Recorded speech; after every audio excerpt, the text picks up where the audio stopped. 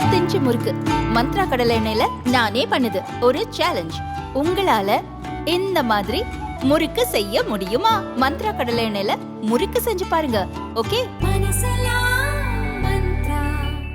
அம்பேத்கர் குறித்து அமித்ஷா பேசியதற்கு மன்னிப்பு கேட்க வேண்டும் என்று எதிர்க்கட்சி எம்பிக்கள் நாடாளுமன்ற வளாகத்தில் ஆர்ப்பாட்டத்தில் ஈடுபட்டனர். மக்களவை எதிர்க்கட்சித் தலைவர் ராகுல் காந்தி, மாநிலங்களவை எதிர்க்கட்சித் தலைவர் மல்லிகார்ஜுன கார்கே உட்பட மக்களவை மற்றும் மாநிலங்கள் அவையைச் சேர்ந்த எதிர்க்கட்சி எம்பிக்கள் ஏராளமானோர் இந்த ஆர்ப்பாட்டத்தில் கலந்து கொண்டனர். இந்திய அரசமைப்பு சிற்பியை அமித்ஷா அவமதித்து விட்டதாகவும் அதனால் அவர் மன்னிப்பு கேட்க வேண்டும் என்றும் ஆர்ப்பாட்டத்தில் வலியுறுத்தப்பட்டது.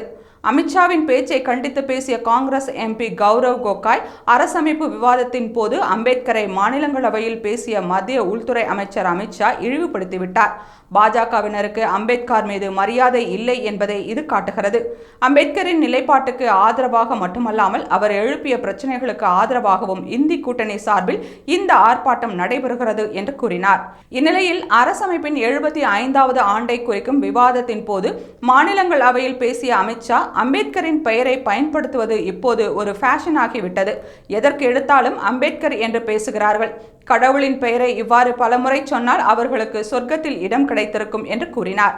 அரசமைப்பின் 75வது ஆண்டு விவாதத்தின் போது சட்ட அமைச்சராக அம்பேத்கர் இருந்தபோது காங்கிரஸ் அவரை எவ்வாறு நடத்தியது என்று மட்டுமே அமித்ஷா பேசிய நிலையில் அம்பேத்கரை தவறாக பேசியதற்கு அமித்ஷா மன்னிப்பு கேட்க வேண்டும் என்று இந்தி கூட்டணி போராட்டம் நடத்தி வருகிறது.